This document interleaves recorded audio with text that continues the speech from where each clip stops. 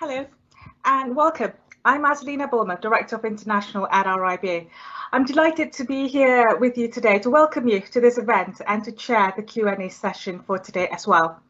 The Way Ahead sets out the RIBA's framework for the future of architectural education and professional development to strengthen the profession and ensure that it remains relevant and continues to lead in design and construction.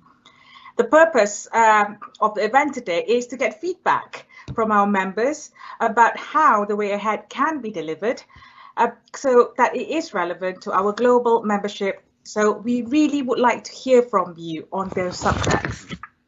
To cite the wider context, the RIBA is a global professional network with over 7,000 members based outside the United Kingdom in over 100 countries and over 50,000 members when we include the United Kingdom.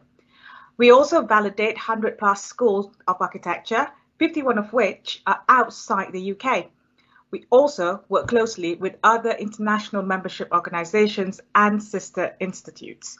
The RIBA is a member of the Architects Council of Europe and represents the UK alongside ARB at ACE meetings and has been lobbying the European Commission on issues and directives that relate to the issue of professional mobility across borders. The International Directorate itself was established only about around 2 years ago, and over the last couple of years, despite the pandemic, we have delivered an exciting and varied program to engage and support our internationally architecture community and represent the interests of international RIBA members. The last 12 months have been very interesting, and we have seen a significant increase of digital offering, which has taken down boundaries barriers. Of immediate note as well, the RIBA is delighted to be represented at the Venice Biennale of Architecture this year through an exhibition of retrospective of winning entries from the RIBA President's Medals from the last 15 years. The display, called Promoting and Rewarding Excellence in the Study of Architecture, is part of the exhibition Time, Space, Existence, which will be open to public at Palazzo Mora in Venice from 22nd of May, that's tomorrow, to 21st of November 2021. And hopefully over the next 6 months, we will have a chance to go in person to visit.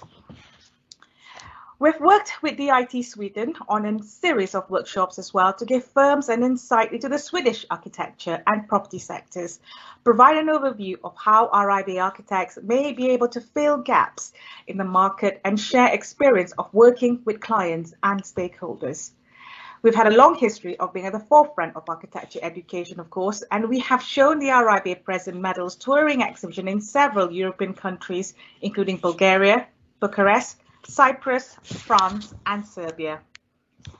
Going back to RIBA Europe, it is a very large, diverse, and culturally rich region, and its proximity to the UK makes it highly significant and important for many of our members for work, and also has potential to grow RIBA membership and expand our networks. We have around 1,300 members in the region, with groups of significant size in Ireland, France, and Germany. There are 12 validated schools in the region in Athens, Belgrade, Krakow, Dublin, and Madrid, to name a few.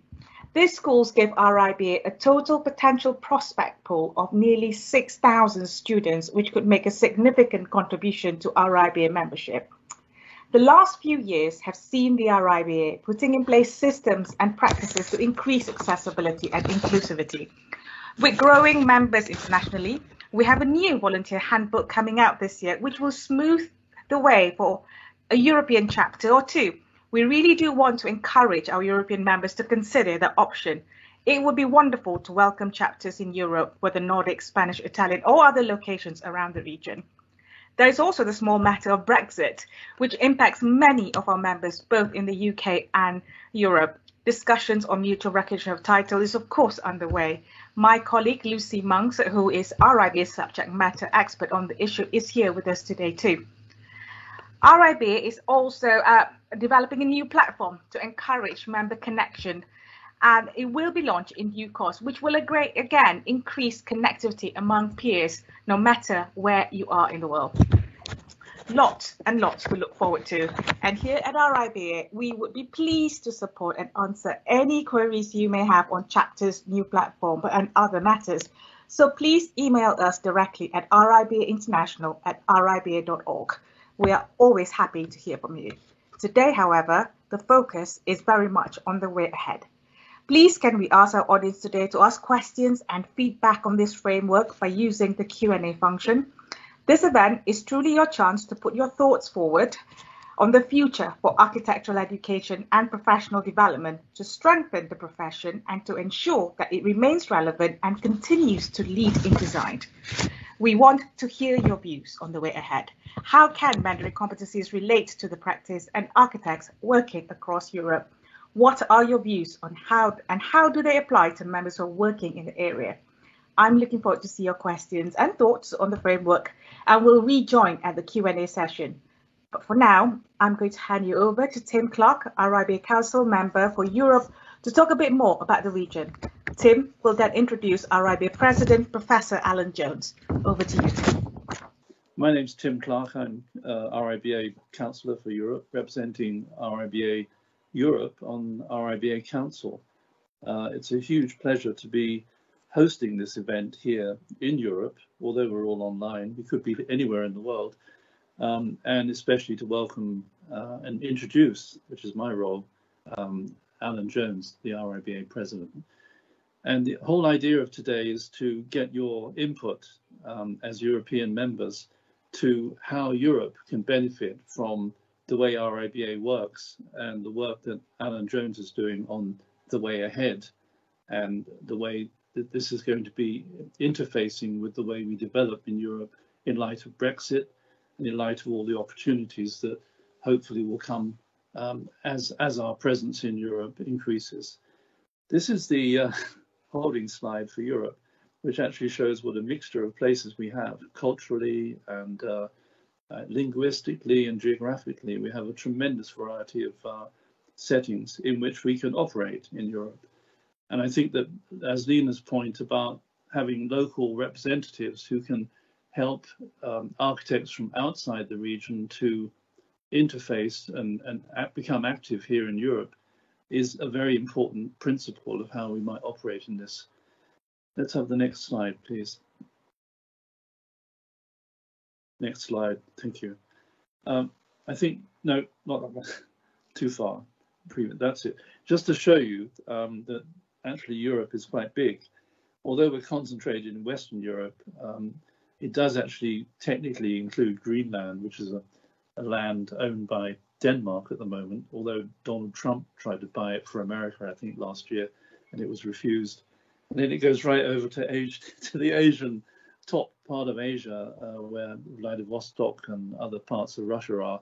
But our main concentration of members is in Western Europe, and includes Ireland, but of course not mainland UK. And the other regions of the world are Americas, Africa and the Middle East, and Asia and Australasia. And please excuse me, those people who live in those areas, I've recolored their seas, but it's just to show you where the regions are in the world. Next slide, please. Next slide. Thank you. This is my location in Germany. I don't know if anyone can see the background where I'm sitting, but it's on the edge of the Alps in Bavaria in southern Germany.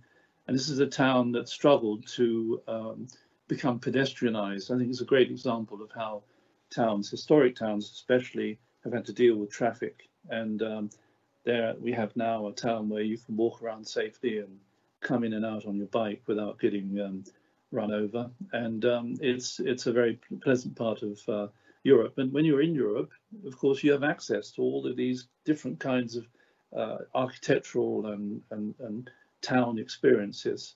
Next slide, please. And in Europe, we have, as I said, a concentration in Western Europe. And here we have in bright green all of the main employment areas in Europe for architects. And as Lena said, there's 1,300, sometimes it's 1,500. It depends on which statistics we used. But the number of members of RIBA in Europe are around 1,300 at the moment, including about 800 students and a lot of chartered members and a lot of very active practitioners who are also active in their local communities and registered within Europe. And here I've put a list of things which you need to bear in mind when you become registered in Europe. Within the EU, even though it's got full reciprocity and full mobility between countries, you still have to match these criteria which were set up in the original understanding between European states about how you move from one country to another in order to set up practice. And I think the principle has to be that everyone needs to help everyone else, because you can't just move into Spain from Italy or France from Germany and expect to set up and understand the local situation unless you've got help from a local person. Next slide, please.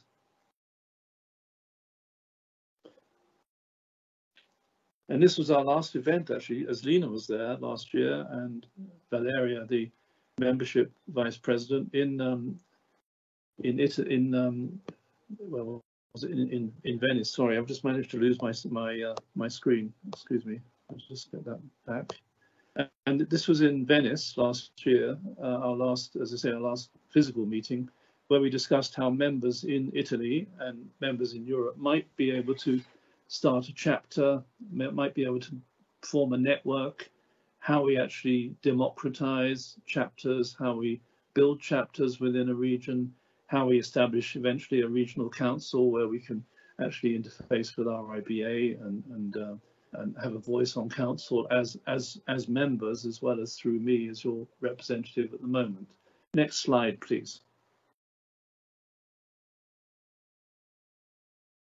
And here's a picture of our town hall in the town that I'm based in, which was renovated a couple of years ago, and we used this as a live project visit.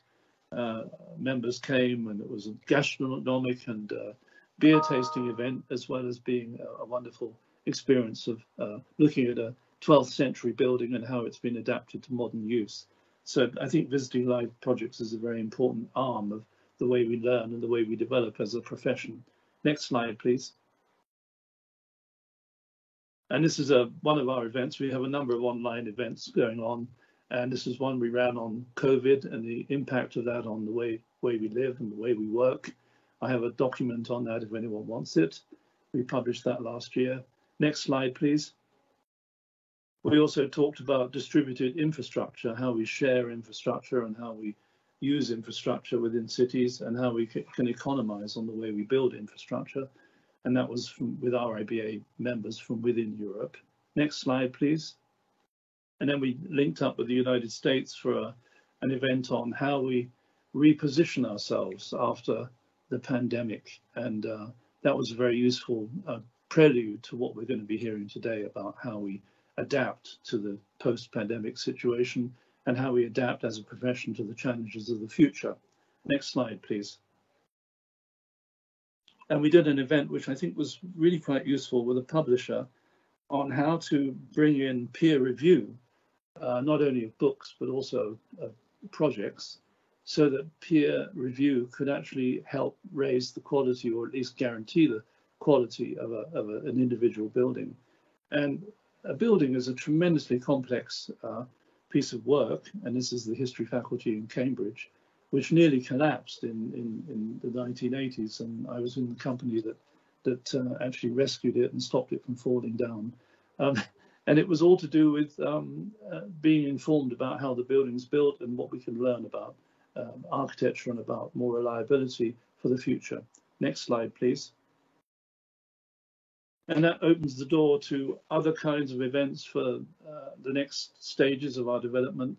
And with online meetings, we have a tremendous amount of interaction possible. We have over 100 people today at our meeting. And how many people could you get into a lecture hall? And how much would it cost them? What would their carbon footprint look like? I think we've done very well to now focus much more online, and we want to do more of it. So self-organized, share and enjoy. And please call on me and Aslina and the team when you want to do events anywhere in Europe, and you'll get lots of support. So next slide, please. That's Europe, where all the lights are still on. And I'm very delighted to introduce our main speaker today in concluding my presentation. It's not the successful film critic and broadcaster. It's not the Formula One driver that everyone knows.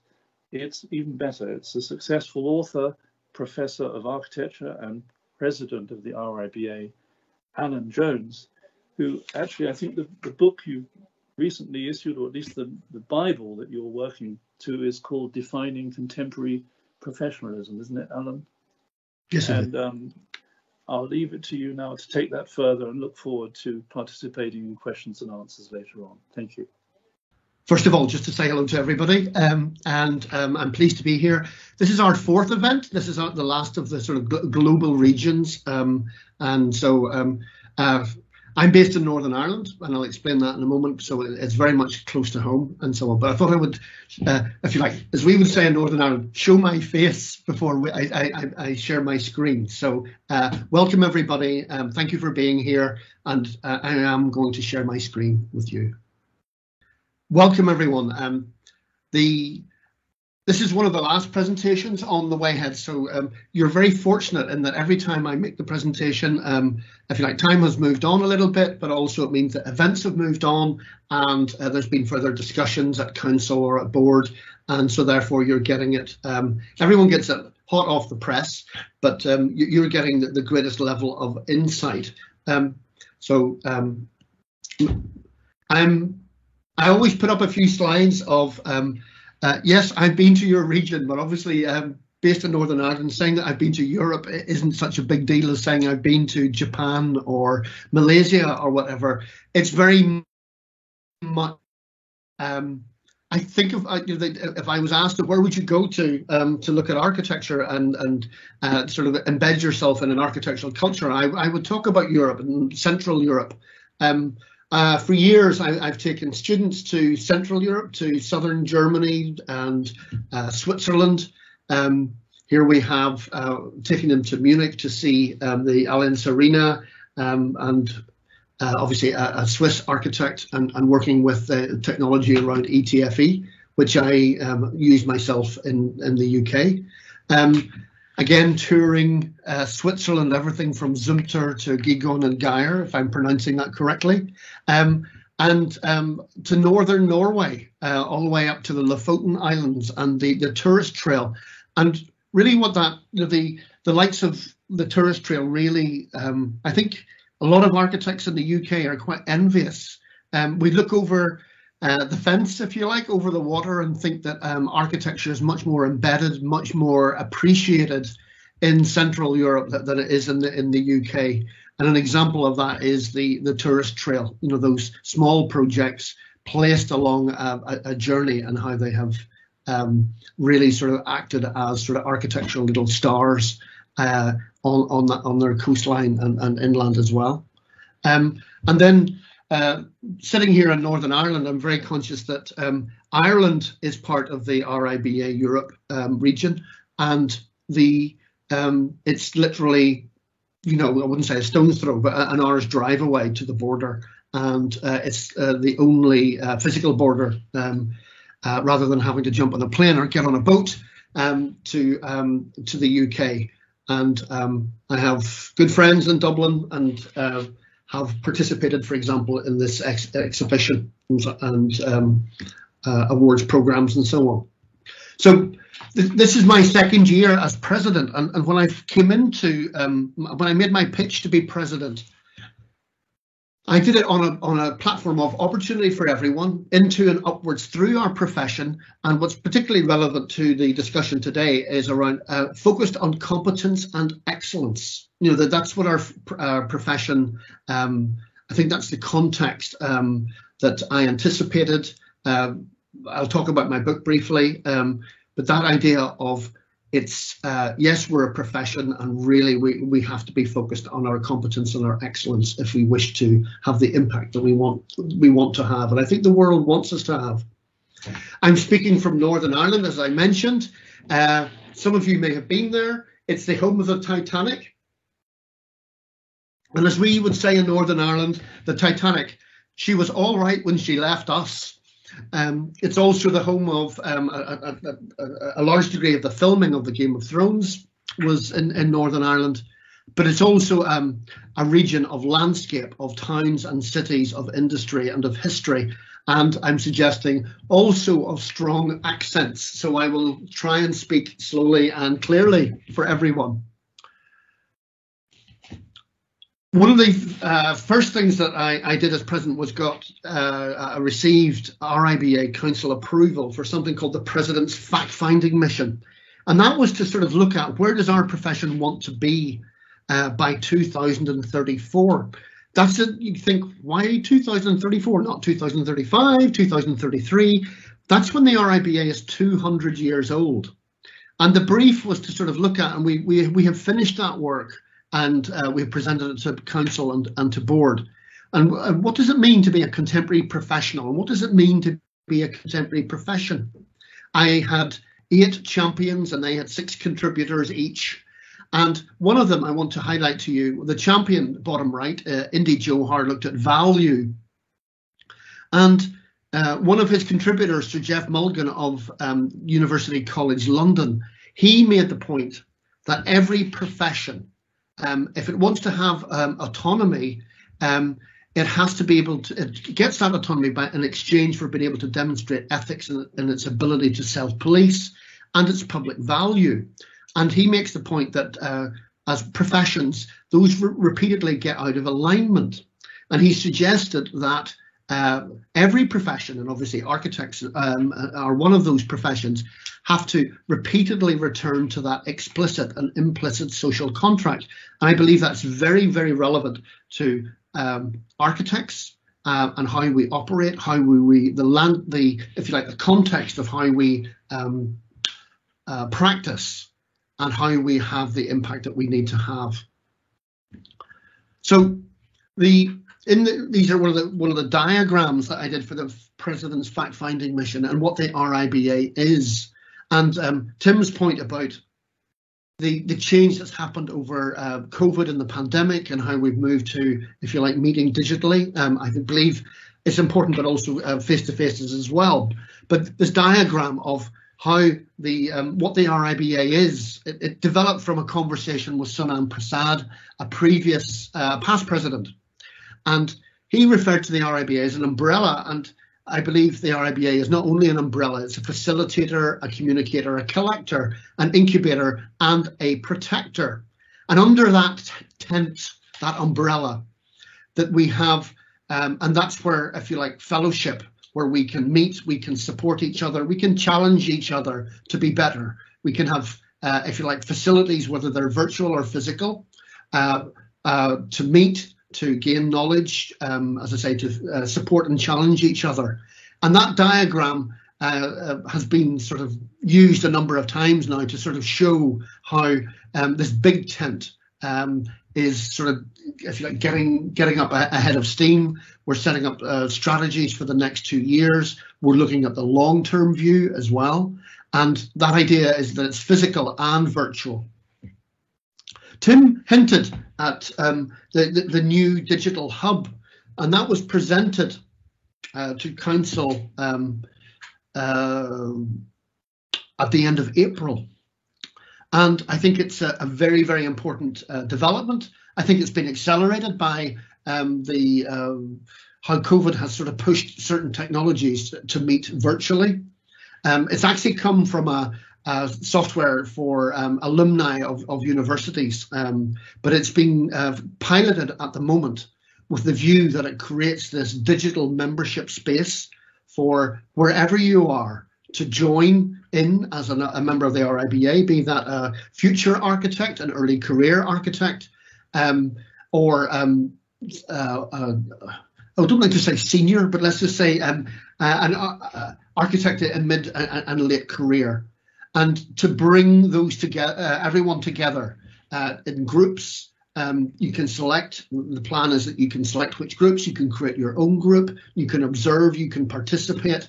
And whether you are sitting in Bedford or Belfast, Bavaria or Bratislava, you will be able to join this group. And the feedback and the optimism that there was at council for this was tremendous. It was seen as bringing a A lot of architects are operating in small groups, in small practices, maybe on their own, within larger organizations, and to have that fellowship and that support to inspire and to challenge, I think everyone is looking forward to that. And I think it's relevant to this conversation about the way ahead. How do we share knowledge with each other and experience? And so you could find the various groups. It might be to do with building type, it might be to do with construction, it might be to do with location, or a combination of those. As I say, very much open for development. So the way ahead, thank you for your interest. And it was published last August. And if you want to Google the way ahead RIBA, you'll be able to find the document. And it really is, I think, the way it is, it's called the way ahead, and I believe it is the way ahead. And to give some context to this and why I believe that, when I became president on my first week, I had an interview with the Architects Journal, and I described, I think, the practicing of architecture and being an architect, and addressing the issues of our time and of our industry as I actually described it as a plate of spaghetti and meatballs, but I think the journalist was a vegetarian, so she just talked about a bowl of steaming spaghetti. But the idea is that when you pull on one piece of spaghetti or a noodle, if you're in the Far East, you realize it's actually connected to the other side of the plate, and it's hard to disentangle, and various issues come together and inform and sort of conflict against each other, which makes it, a series of wicked problems. And as I say, I use that phrase, I'm very much aware of the EAAE, and Erasmus study that was done. I think it was published 2017, 2018, and it was thinking of architectural education in practice. And again, it was thinking of it as wicked problems, and its solutions were a stronger connection between education and practice, how education within schools should be much more focused, not just on practice and on training, but on real life problems. And I think that report is very, very relevant. In my first month, I chaired the judging panel for the gold medal for 2020, and that was I was pleased that it went to Grafton Architects, not because they're in inverted commas just down the road in Dublin, but actually what I was pleased was it didn't go to an individual or a pair of individuals. It went to the practice. They were quite insistent on that. They, being the two founders, Shelley and Yvonne, they would not accept it unless it went to Grafton Architects as a practice. And that really sort of brings home a strong message of it's a collective effort to create architecture. It's a team effort. Here's a picture of the practice, and there will be different skills and knowledge and experience within the team, within the office. Equally, obviously, to deliver architecture, there's a team of consultants, a team of constructors and subcontractors, and the client bodies as well. So it's very much a team effort, which is a strong message. And if Grafton were listening to this, they themselves would agree about actually the social contract. A lot of their work and how they talk about it is about enabling society, about it allowing things to happen, for people to meet each other better, to learn better, to have higher levels of well-being and so on. So they would be very much supportive of this idea of renewing the social contract. Again, early on in my presidency, the judging of the Stirling Prize, I was involved with that, and appreciate it's the best building in the UK. But it was unusual in that the outcome of it was for social housing. For many of you will know the Passive House Standard, but to have a social housing project of 100% to Passive House standards was seen as very, very unusual. It has become a reference project for government, for councils, and the RIBA continue to refer to it in terms of how it has reduced the need for the residents to consider heat or eat. It has increased levels of attendance at school, at work. It has reduced the need, or increased health, reduced the need to go to visit the doctor or go to hospital.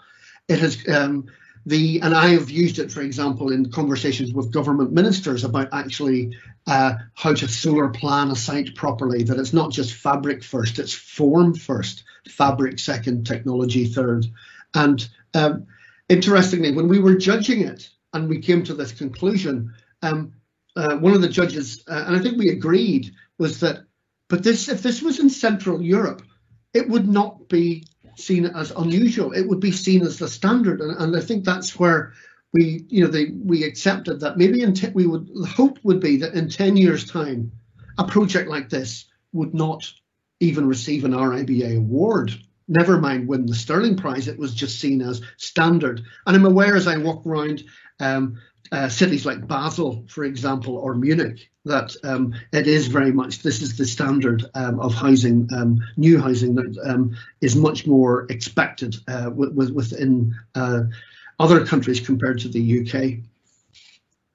And I believe again, just as a reminder there about the social contract, about what our architects and our profession are about. It's action, and that's going to be the strategy for the next 2 years with the RIBA, is how we present architects and what we do as being relevant to all of society. I also chaired the judging for the this year's gold medal, and that gets presented actually next week. I fly to London for the first time in a long time. And again, when you look at his work, and I encourage you to, the tickets are still for sale, they're not expensive, and there are some surprising testimonials. I'm not going to blow anyone's cover and so on, but I'm very surprised. I'm pleased who is following me. All I'll say is when my final line of my speech is, so from one president to another, ... I will leave you in suspense. I'm pleasantly surprised as to who I am introducing. But again, when you look at the work of Sir David Adjaye, it is very much about community, about identity, and enabling people to be the best that they can be, which again aligns with this social contract. Tim mentioned this book. And again, these aren't digressions. This is, if you like, the context to the way ahead. This was published and was on sale on the 2nd of September, the first Monday of my presidency. And I gave a copy to both the chief executive and the registrar of the Architects Registration Board at our first meeting later that month. And both of them said, in different words, obviously, how timely. That this is, if you like, the main area of interest for the Architects Registration Board, the registrar who holds the register for architects in the UK.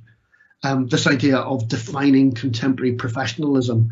And I obviously, I'm on commission, so I can't encourage, or not commission, I get a royalty, so I can't encourage you to buy it, but you can read about it. And it really sort of, what is it to be a contemporary professional? How to study to become an architect, how to nurture people on that route, how to operate appropriately, how to respond to civic and regulatory pressures and opportunities, and obviously around technology and the environment, how that really changes what it means to be a contemporary professional and what applying contemporary professionalism. So that's part of the context. Again, another part of the context is the rebranding of the RIBA and its membership. But don't think, when we talk about rebranding, don't be thinking sort of subtle changes to the color of the Pantone reference of the red RIBA red, or changing the font. No, this is, it's been long in gestation, long in delivery. It will be delivered this year. We've appointed our project manager, and they're gearing up. Think of it, as I say here in this slide, a reorientation of the value of architecture and architects. So it's we're accused as a profession of being very much object focused, if you like, the what. And what this does is actually, what is the outcome that it actually achieves? What does it deliver? What does it allow? So how does it perform? So when we take a building, like for example here, we've got Goldfinger's, one of his towers in London. Yes, it's a brutalist concrete tower, residential tower, and I think that's I can't remember if I think that's the one in East London. But think of it not just as obviously a point in time in terms of architectural history, but it's also whatever we build and whatever we do, it's a manifestation of construction and technology, development and planning policy, health and well-being, ecology, regulation, social policy.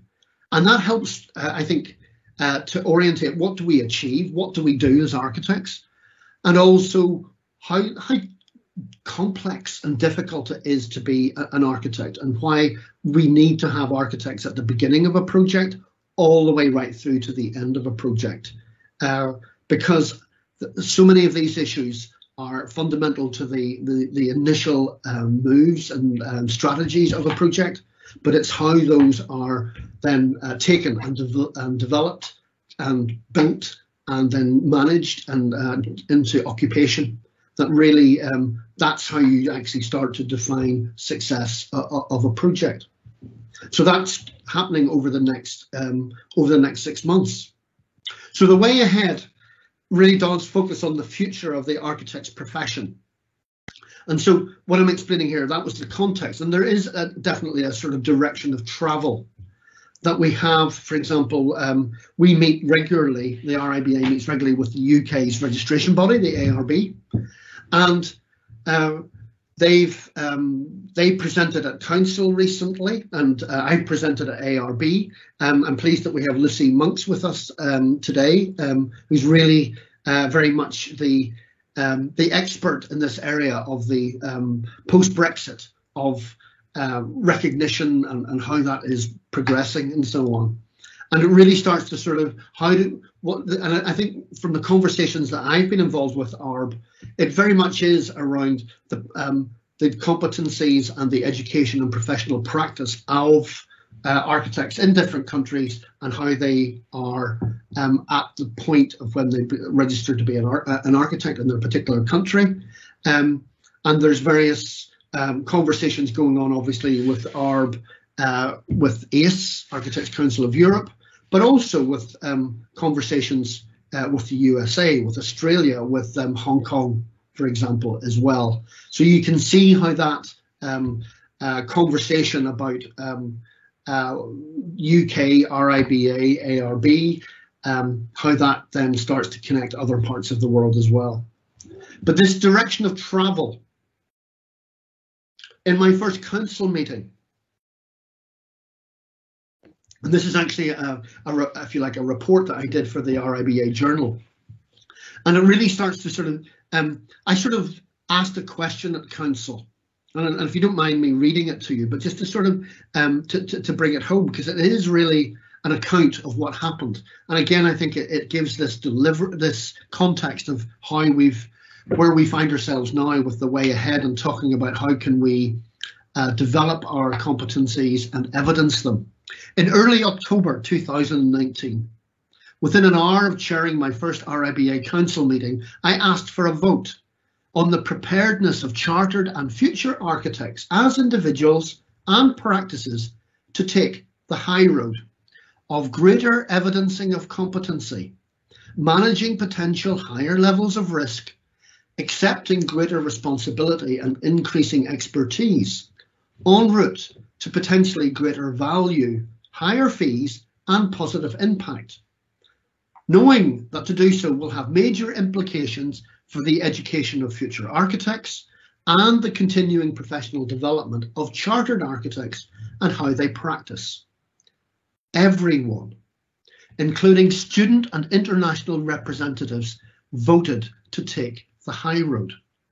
So what I'm doing here is linking that, you know, the question I sort of put to the council: do we want to continue in this gradual slope downwards of being asked to do less, being paid less, having less influence, probably having an easier life, or do we turn and start going uphill, evidencing our competency, taking on higher levels of risk, demonstrating that we're prepared to learn more and to be tested on it, etc., etc.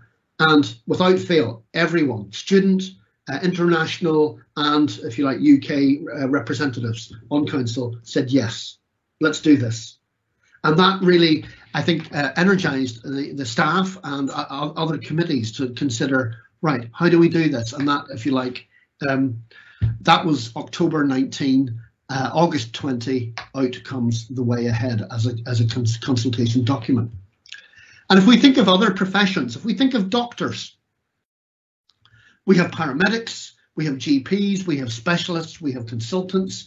Thinking of lawyers, we have paralegals, solicitors, specialists in certain areas of law. We have barristers. I appreciate in the audience there will be different. You know, I'm talking here the UK, but you know, there will be differences again in other countries. But what is it about architects? You know, there isn't the same sort of, if you like, facets to our profession and our side of the industry, and I think we need to be thinking about that. The way ahead, for example, does refer to specialisms. So there is being an architect, but there's also then potentially, as one continues a trajectory through one's career, that one could actually start to add a specialism or specialisms. In terms of the death of the professions, I don't know if you're if you get ill, for example, do you Google, you know, spot on back of hand, or pain in left knee, or something like that, or dizziness first thing in the morning. There's a lot of knowledge that is free. I think the issue around knowledge is that, yes, it's free, but knowing what is good knowledge and how to use that knowledge is why we need professions. The Suskins, the father and son, their book, The Future of the Professions, they refer to artificial intelligence, about online resources, search engines, and of course, if knowledge is free and so on. Tom Nicol, in his book, The Death of Expertise, he's quite gloomy in his book.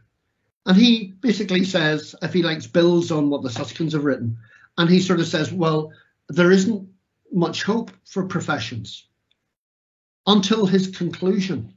And in his conclusion, he actually says that the only possibility for professions is if there is a disaster. And if you think of let's think of COVID and the pandemic as a disaster, I think we now have a much greater appreciation of public health specialists and professionals and the medical profession and so on. So, but I wonder what our disasters are being for architects.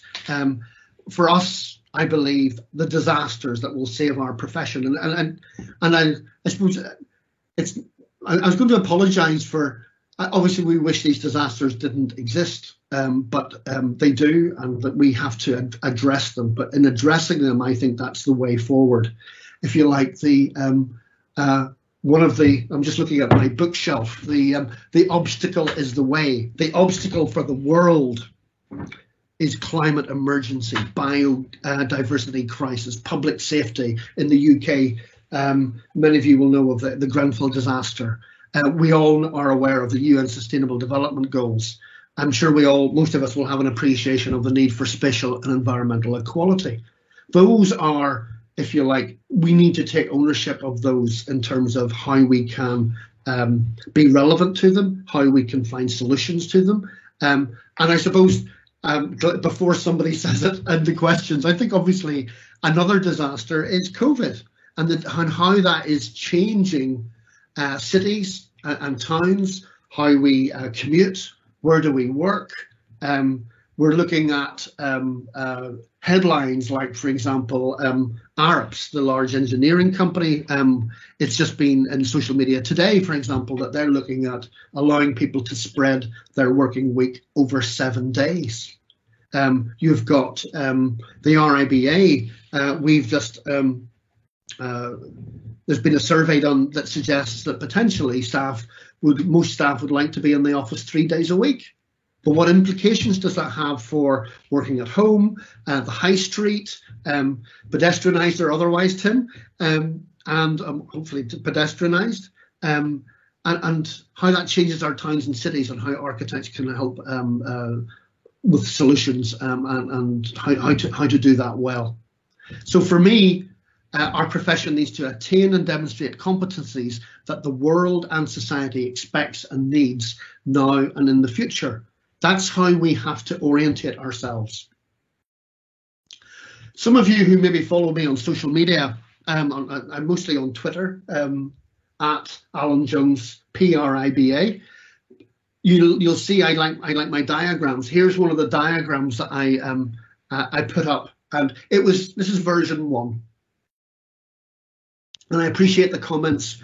One comment was, Alan, I don't think it's a cliff face on the right-hand side. I think it's more of a slope.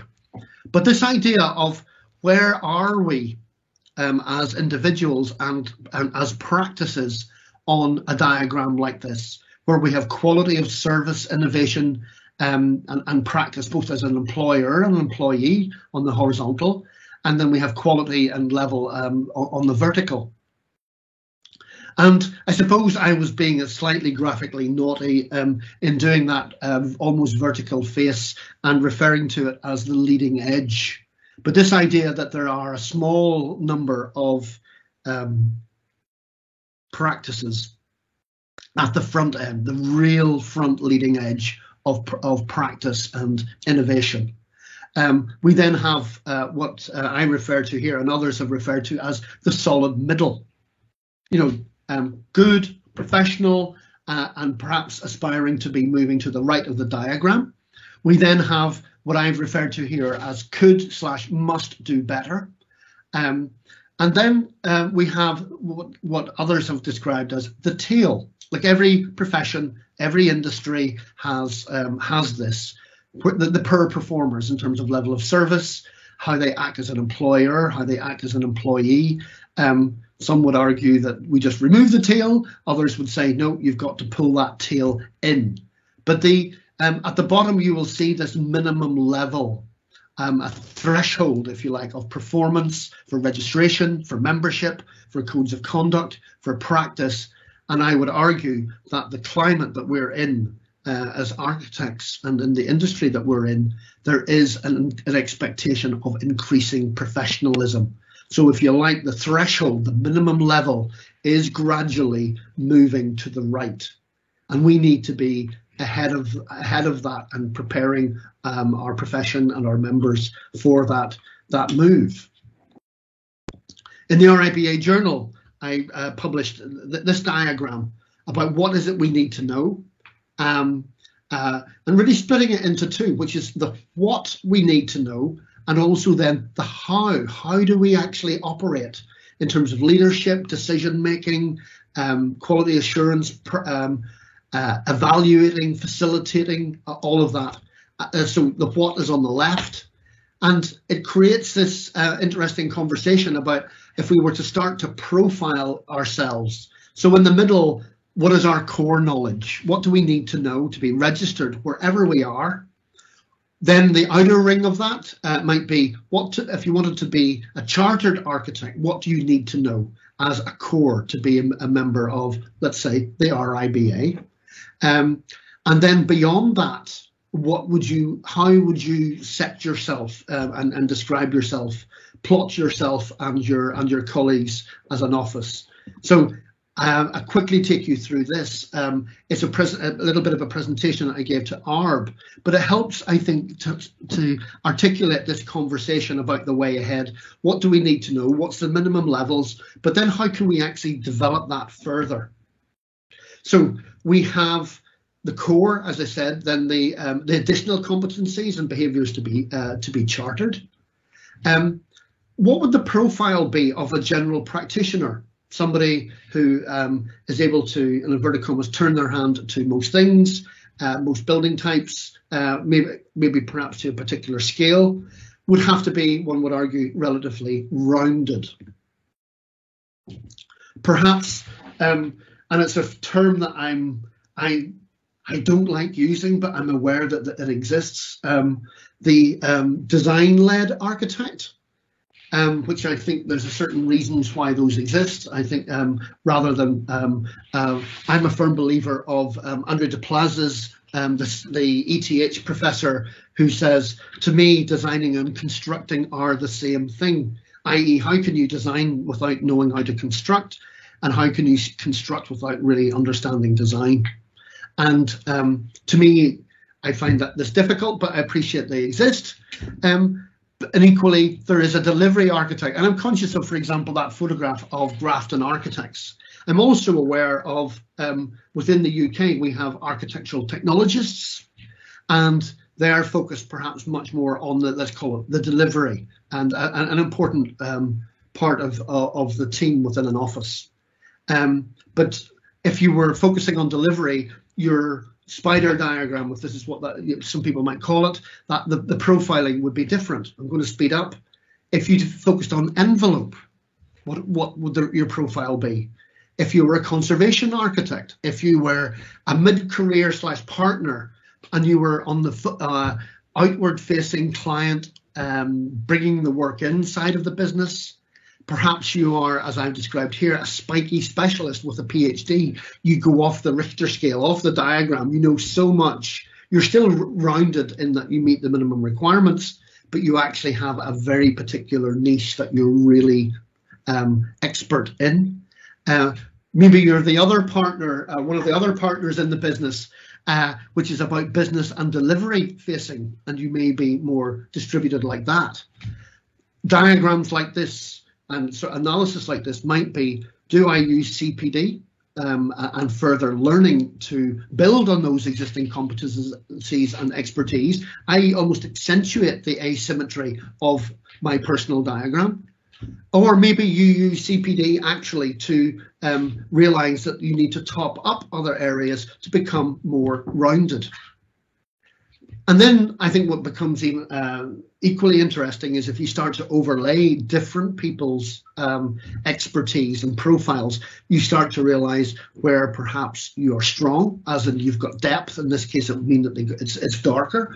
Or if it's light, it means that you're relying heavily on one or two people to provide that area of knowledge and skill within the practice or the business. And if you start to lay it over and over, you start to get diagrams like this. So I think there's two messages. I think there's a message that we have to have, or a discussion, let's say, internally, where we realize that, you know, we need to upskill in certain areas, like, for example, on climate literacy and in inverted commas, saving the planet. So internally, not what we would say externally to everyone, but internally our profession needs to attain, as in achieve, and demonstrate competencies that the world and society expects and needs now in the future. But our message externally, what we advocate to governments and to clients, to investors, is that externally society, users, clients and governments need architects to help deliver outcomes for the good of everyone, everywhere. I think I can speak with a little bit of authority about, say, for example, are struggling to deliver on zero. They don't know what to do. They need help. And that's where I think architects who have that, when you consider of carbon emissions come from constructing buildings and running them, and actually traveling to and from them. So traveling to and from home and work and the buildings themselves, over 40% of carbon emissions. So if you can tackle the built environment and do that well, and that's the message that we often make to the UK government, and we'll be doing so much more strongly and more globally for COP26 later this year when it meets in Glasgow. So I argue, any chance I get, that architects, we have the education to consider and deliver from the start to the end of a project, from inception through to occupation, determining performance and ensuring that it is actually delivered and maintained through the use of the building.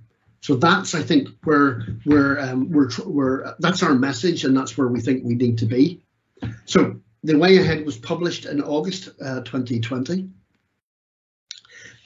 It's, oh dear, apologies for the typo there, a proposed framework, a single career-long standard. So instead of this, you've done your education and then you become an architect and you top up with a little bit of CPD now and then. It's seen as like a continuous journey. You're never finished learning, but you're also, you're thinking ahead all the time of your what you know and what you need to know.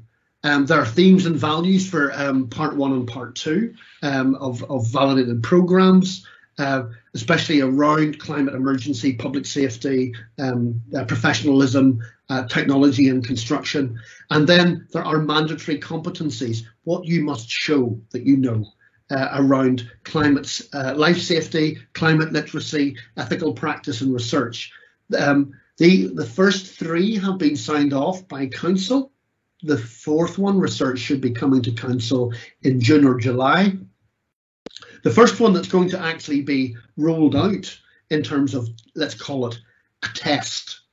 And I'm conscious that, for example, if you go onto social media, you will see the RIBA actually have a pilot test for life safety. So you can go online and you get the certificate. And I laugh because it's got my signature on it, even though it's just a test. It's not, or not a test, it's a trial, I should say, to sort of say this is the sort of thing it's going to be like. These aren't actually going to be the questions. And the number of people on social media have said, oh, Alan, I passed that. Can I have that certificate, please? So it's the first one to be rolled out. The book has been published on life safety. So it's a proposed framework created with input from expert committees and discussion with Council.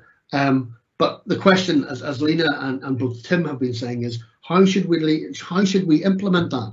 That we're having detailed discussions, even how to implement it within the UK, because Scotland, for example, has different attitudes towards building control and the role of the architect and approvals and so on. The building regulations aren't the same. For example, Northern Ireland is performing terribly, I would admit, to, for example, thermal standards and testing and so on, compared to other parts even of the UK, never mind other parts of Europe, which for years have been ahead of us. I'm thinking of Scandinavia, for example. So how should we do this? We've been asking around the world, we've been asking in the UK because of these subtle differences. So as in those diagrams showed, there is what you would like to think core knowledge, skills and behaviours of an architect. And so wherever you are, one would argue that your principles, your ethics should be of the same high standard. But then there are things that are specific and local too. So for example, regulations, standards, contracts, rules will be different.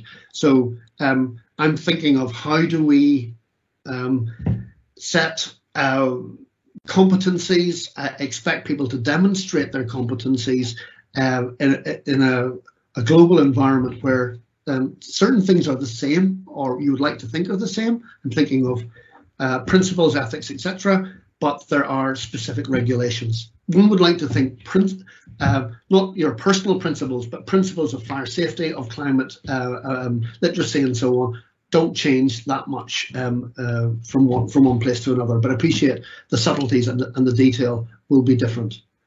So it's a consultation document. It's quoting my manifesto. Practice and academia coming together to challenge and support each other, a continual journey of learning and development.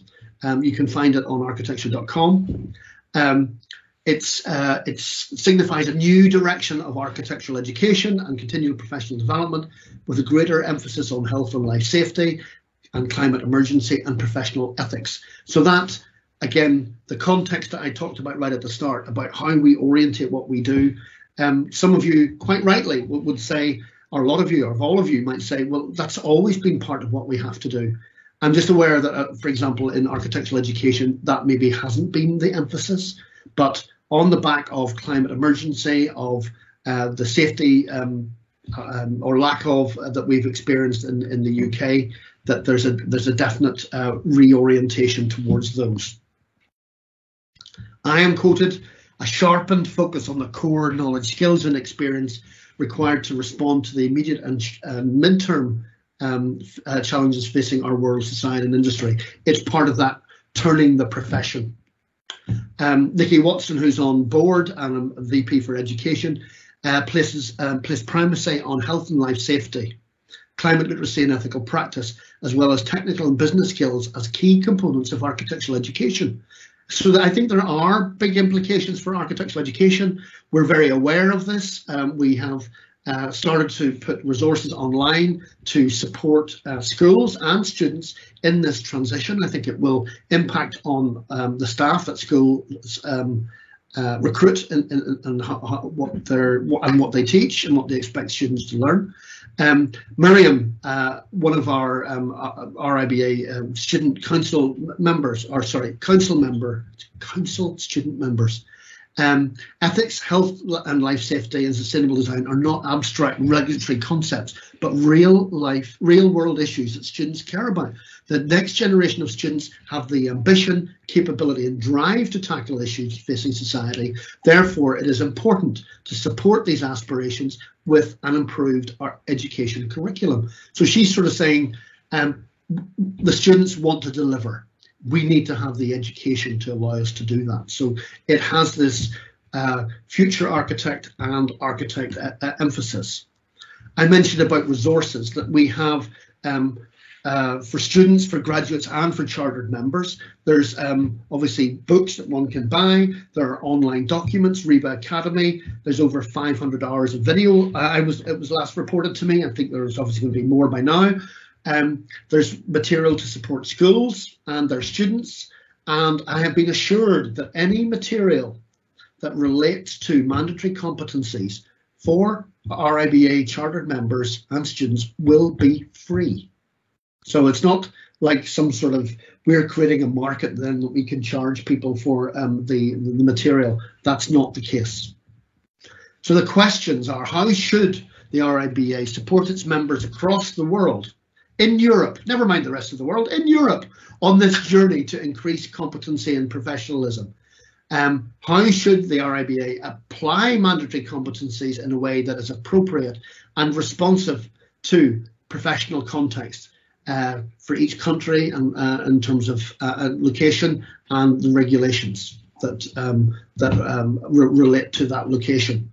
So I think the way ahead, in essence, we see it as an important step on the journey for architects having the impact that we all wish to have, and because we all wish to make the world a better place. So the questions, thank you for the invitation to speak today. Thank you for being here. We're very interested in your reflections and comments and questions. I'm conscious, for example, I'm hoping that we have people from Ireland, for example, are very much connected to the UK. We have a very close relationship there. How, if you're sitting in southern Germany or Scandinavia, where your standards may be higher, and you may have dual, wherever you are in Europe, you more than likely will have dual sort of membership of your body in your particular country, and you're also a member of the RIBA. How should that work? You can email info@riba.org with your questions.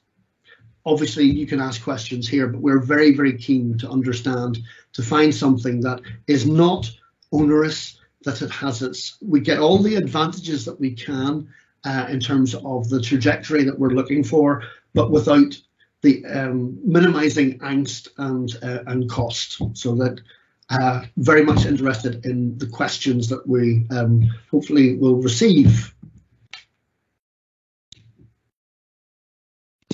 Thank you, Alan. That really informative presentation. And I'm conscious we've got about 20 minutes for questions, and we've got some questions in already. So if you don't mind, we'll go straight to the first one to try and cover as many as we can today. And if you don't get the audience, if we don't get to your questions, apologies, but we will get back to you separately as well. The first one is, you've covered a bit of this already, Alan. It's about climate emergency. Is the climate emergency covered in the way ahead? And what is the RIBA doing to help the profession mitigate effects of the climate change? It's the second mandatory competency. So climate literacy has been signed off by council. If you like, the book is being written right now on that. Obviously, there's lots of publications on it already. We do have the 2030 climate challenge that we encourage our chartered practices to commit to. But I think what's different, I think that's a fantastic program. But the climate literacy mandatory competency, I think, will lift the whole profession. Where signing up to climate challenge is optional, the mandatory competencies won't. So we will raise the conversation. We'll raise the debate within the profession, how it's achieved, and I think also the digital hub. I've got great hope for it in terms of, I would imagine one of the major groups or series of groups will be around climate emergency, everything from timber construction. The UK is terrible at mass timber construction. Other parts of Europe are so much better at it. We've got a lot to learn, so we would be hoping that we could import experience across countries and regions and examples like that. So we are on a very fast timeline. Something I didn't touch on in the presentation is we have changed how we are going to set our strategies, that we have been doing this sort of 5-year plus 5-year plus 5-year approach, and that isn't reactive enough, and so we're going for a combination of council looking after the long-term goals, which climate emergency is one of them, and then board being much more reactive and sort of nimble, setting 2-year plans. And that connects back then into the agendas of the presidents. But climate emergency is one of those 8 themes that must be delivered on. Fantastic. And you've also touched about the differences between different countries. The next question is basically saying that the RIBA needs to focus more on competencies of architects practicing in other countries outside the UK. Do we have any plans for this? Well, that's the whole purpose of this conversation, is that we need to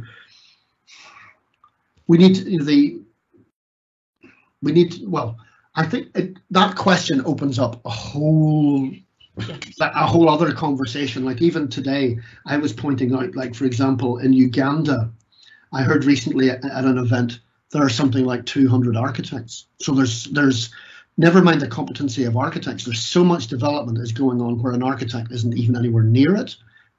So I think there's getting levels of expertise of being applied to development is important. And then, yes, the standards across.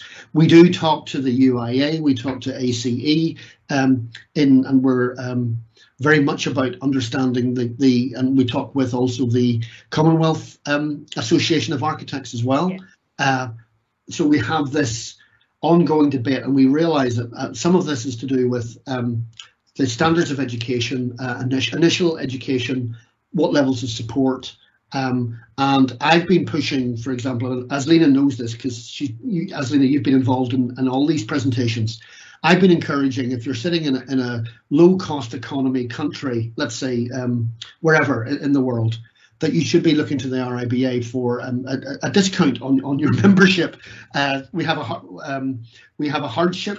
I'm maybe not getting the term right, but we have a process where you can apply for, if you earn less than, I think it's 20,000, equivalent to 20,000 UK sterling, you can ask for a reduction. So the more that we can bring, more members that we can bring into the RIBA, admittedly maybe those that need more support are those perhaps who are in those sorts of economies, but to bring them into the fold and support them, I think is really important. Thanks, and I've just asked the colleagues to just put that link on reduced fees on as well. So we're just trying to find it, so you audience, you will have that as well. In addition, we've also put the link to the way ahead, so you don't have to scroll to our website. It's in the chat, so you can find it quite easily. Next question is about CPD. We've had a lot of this in the last three presentations, Alan. But again, the questions come up, can there be an improved offering of regionally relevant CPD? It is very limited at the moment to cover core competencies relevant to the region.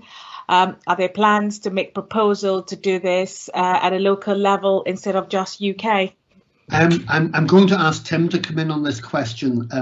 So Tim, just giving you a heads up. But where I would start with is, I immediately think of the map that Tim put up at the beginning of the presentation. So Europe covers everything from East Russia through to Galway in the west coast. Well, never mind Galway, the west coast of Greenland, but also in the presentation of Tim's, where he talked I think the way to actually achieve this, I don't think we're moving away from a model of what Ben Derbyshire called hub and spoke, where this idea of everything comes from from 66 Portland Place. We're moving to a much more connected network of chapters and regions and so on. And to me, that's I think. Sitting in London and working out what is technically relevant in Sweden or southern Germany, I think would be very, very difficult. So Tim, and then I'm sure that Lucy Monks has something to say and contribute to this point as well. Tim, and then Lucy, perhaps. Yeah, thank you, Alan. I think competency in localities around Europe and around the world has to be supported by local members and local activities. So it's very, very important that we build our network of chapter or group membership so that members can interact and share that kind of knowledge and experience. And we actually can gain a lot of uplift. It's like finding a sort of common cause, if you like, of climate change, health and safety, and all those things. By the way, I got my health and safety certificate the other day, Alan. Thank you very much. It was with your signature on it. Had to get 90% in order to pass it. It was absolutely terribly hard. Did you anyway get it first time? What? Did you get it first time? No, I had 4 goes, but it got better each time.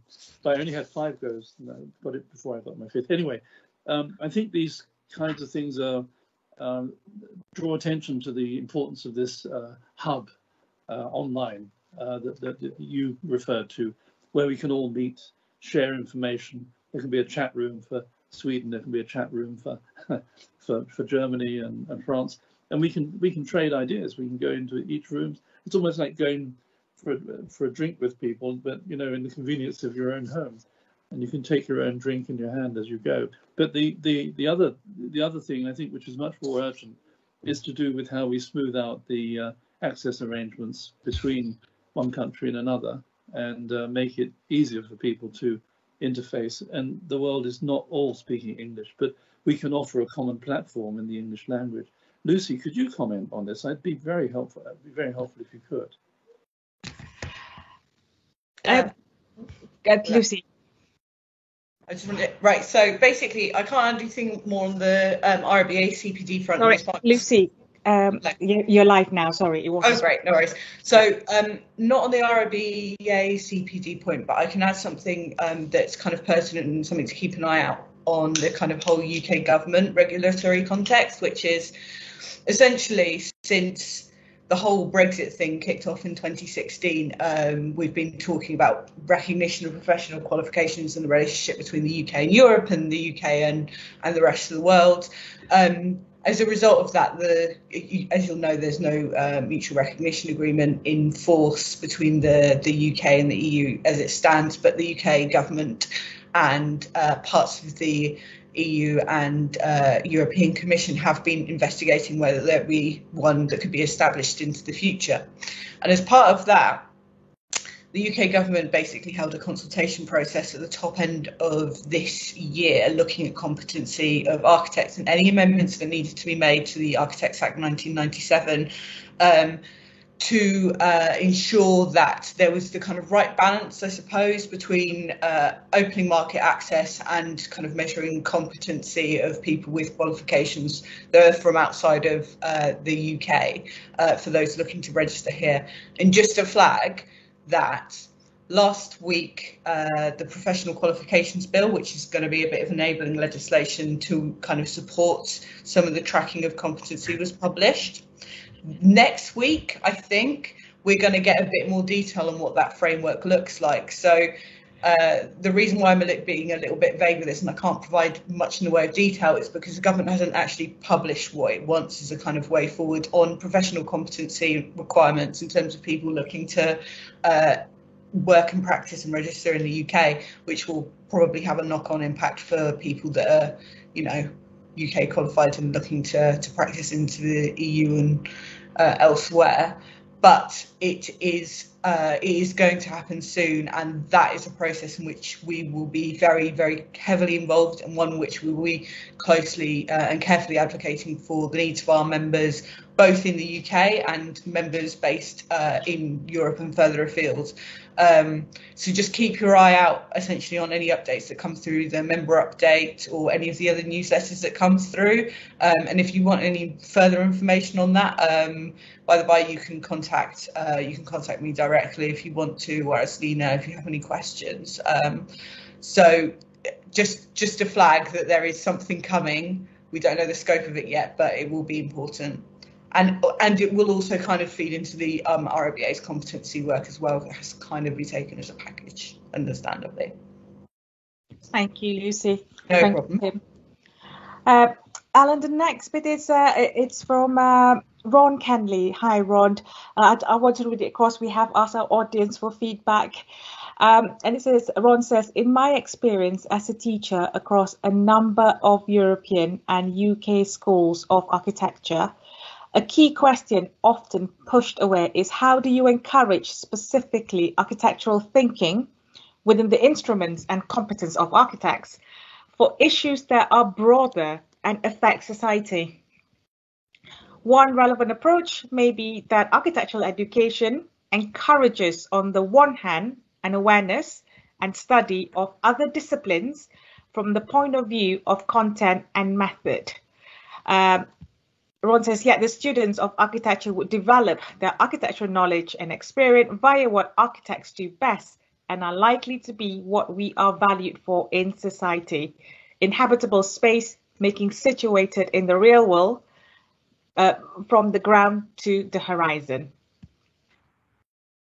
Is that a question or a statement, Aslina? I think that's a statement. And Ron, thank you for that. Thank you for that.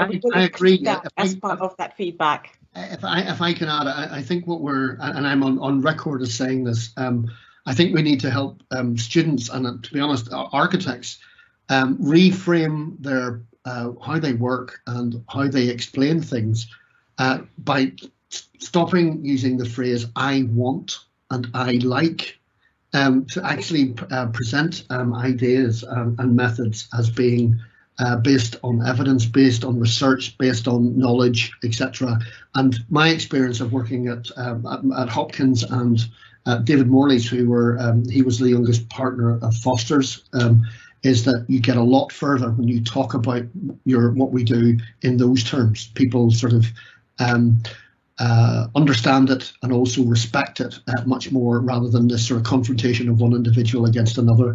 And if the individual on the other side of the table is the one with the checkbook or the access to the funds, that is not a recipe for instant success, let's say. Absolutely. I've got a question from Chris Jones, and I think Chris is from Dubai, actually. We've worked with Chris before on a number of things. Chris is asking, how does the way ahead encourage the continuous role and influence of an architect throughout the project, particularly with the prevalence of DNB procurement, where architects may be retained but struggle to maintain project quality? I think, well, not think, Chris does actually hit on a very important point, in that I've said, within the RIBA and to the UK government, is that there's no point in increasing and expecting architects to increase their competency if they don't have the mechanisms to deliver on it. The way ahead, the mandatory competencies that have already been passed, those three, the public life safety, climate literacy, and professional ethics, those are topics that actually are across the whole project timeline, from stage 0 through to stage 7, through from inception through to actual occupation. And so that thinking of those early stages and the implications around life, like for example in the UK, there's talk now of having to consider life safety design before a project is submitted for planning, so that the message is starting to get through to government. Design and build, I wonder whether, that obviously we can't influence potentially procurement in countries. It's hard to, but I think the arguments for the disadvantages of design and build are starting to grow, and there's talk, for example, that its days may be numbered within the UK. Thank you. Next question is, the question is the way ahead, so what we're talking about, is it going to set a scale that many of those in the industry are coming into the industry, would it be impossible for them to reach? As it is with all these things that is going on, what we have talked about, but working day to day at the coalface on ongoing projects, it will be quite difficult for an individual to keep ahead of the push. So it might be difficult for some members to be able to meet all the competencies that we're talking about. And as a result, many will burn out or fall back to the tail. And as a result, industry will suffer anyway. And the question is, the emphasis seems to be all about putting on these individuals to maintain and not as an industry. Well, as I understand the sentiment, the point I made right at the end was that we have to make sure that that isn't what happens, that we need to understand how do we make this, that it helps what I call the upward spiral. It helps people be better, earn better, have more impact and so on. And it's not seen as onerous, expensive, time consuming. I could think of a lot of other adjectives and so on, that it has to have an advantage to it. I suspect that if you are in practice working in, let's call it the solid middle, which is and I'll remember my diagram, I think you would have no problems hitting the mandatory competencies. It took Tim 4 goes to get one, but if you got it in one go, it wouldn't be worth doing. It would be, so it needs a bit of effort. But one would like to think that you feel that it hasn't been onerous. It has to be a little bit onerous, but it's actually been useful and helpful. You feel better for having done it. If I remember rightly, that certificate, Tim, will now be good for 4 years, and you wouldn't be asked to do it again for 4 years. So Tim's just checking it just to see. 5 years, there you go. You get an extra one, Tim, for 5. So it's seen as, and virtually every presentation I usually mention that my wife is a dentist. And if you think of what do other professions have to do, and you find that they are, it's much more regulated in the UK than architects. The expectations for, you don't get registered for the following year unless you've already submitted your CPD program. So it's how do we make it a light touch, make it worth doing, and it can demonstrate that we as a profession are taking our competencies and our professionalism seriously. Thank you. We're nearly running out of time, but there's two questions that I just want to cover. One is from Paolo Buletti. Hello, Paolo. We last met in Italy last year. Seems a long time ago. You asked the question, would it be possible to have brochures in our languages, in your case, Italian, of course, about RIBA? Because of the, no one's going to know about RIBA. It's almost useless to declare your membership. We acknowledge that, we understand that, and my team and I will be very, very happy to help you with that. So please get in touch and we can look as to how we can support you on that front. Question for you here, Alan, the last one for today. Lucy Mori in Brussels. What about architects who are not practicing as architects but want to maintain the use of the title? Could be teaching or working in adjacent professions like property development, real estate, research, urbanism, and consultancy. No, it's a very good question, Lucy, and it's a point that I've been making since 2016, that in the UK, 1/3 of registered architects and 1/3 of RIBA membership is not in what you would call mainstream practice. So that's everything from being on the government side, e.g. in a planning or a technical department, working, being within a university, working on the contractor side, and so on. And I've been making this point because there are parallel conversations going on with the Architects Registration Board as to how what we do as the RIBA could evidence maintaining competencies for those who are registered with the ARB.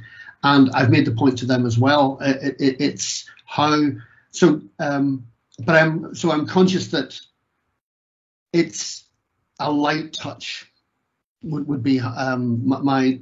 Is that how you would have? I'm looking to Tim because I haven't done the test. How would you have described it as a light touch? This is towards the end of the meeting, so it's good to make this general point. I just want to put a plug in for this approach that the RIBA is adopting through RIBA CPD. These tests are very comprehensive in their scope. The one I did on safety, is all about all the things that you think you know about when you walk around on a minefield called the building site, and all the things that you instinctively want to do to save your life or save other people's lives. They're not necessarily correct. There are better ways of doing it, and you learn that as you go along. So I think that to answer that question, I think the interactive opportunity of these tests and it's not just you've got to pass it first time. By interacting with the test and getting better each time, you're actually doing what I think educationalists would want you to do, which is to need to know and then need to find the answer and then bond with the answer so that you actually become permanently enlightened. I think it's Alan, you're an educationalist too, so this is a very, very good question and a very important facility that we're now being offered by the RIBA. So hopefully that I am, for example, Lucy, I'm conscious as well of having, and it's not so much 1 foot in academia, I've got 1.5 feet in academia, and so on. So I think having a level of knowledge, again, a lot of what we're talking about here is being translated through into what students of architecture and graduates are expected to know to enter the profession, and e.g. register with the Architects Registration Board. So the Architects Registration Board in the UK have realised that those competencies have to be briefing the schools, because that's, like, if you like, the minimum requirement to actually register as an architect. So it's part of education. So if you're teaching and talking to architects, if you're or talking to them about becoming architects, if you're talking to clients, I think the level of what we're talking about, and I think Tim's point's very good about it's an education doing the test, and think of it as the outcome is a certificate, and maybe we don't call it a test in some way, but we find a way of getting over that sort of the idea that one comes out of it knowing more and being better. Thank you, Alan. I think it's a good time to wrap this up. I'm going to just wrap this up from Ron, who made a statement earlier. Ron said, "Thank you for your comment, addition to his remarks. They are appreciated." To your question as to how can the RIBA help contribute, his suggestions through generosity, such as offering quality and experience, rich resources and ambitions. So I think that's a good place for us to stop for this evening, for Friday evening. So thank you, Alan. Thank you all for attending today. It's been an absolute pleasure to chat, and I'm going to hand back to Tim to say the last words. And please do keep in touch with myself and my team. We are here to support you. Our email is on that chat function. Over to you, Tim. Thank you, Aslina. And my role is really to thank very thoroughly Alan for such an animating presentation, and for you all coming along to the event and contributing your thoughts and ideas. And please do stay in touch with us. This is an interactive program, and you can see that, you know, with Lucy coming in and with Aslina giving an overview and answering questions, we have a way of interacting with you that will answer your questions and help you to move on in your careers and in your studies as well, which are ongoing as well. Thank you so much, and we look forward to the next round of these kinds of events because they're wonderful. The more the merrier. Bye for now. Thank you.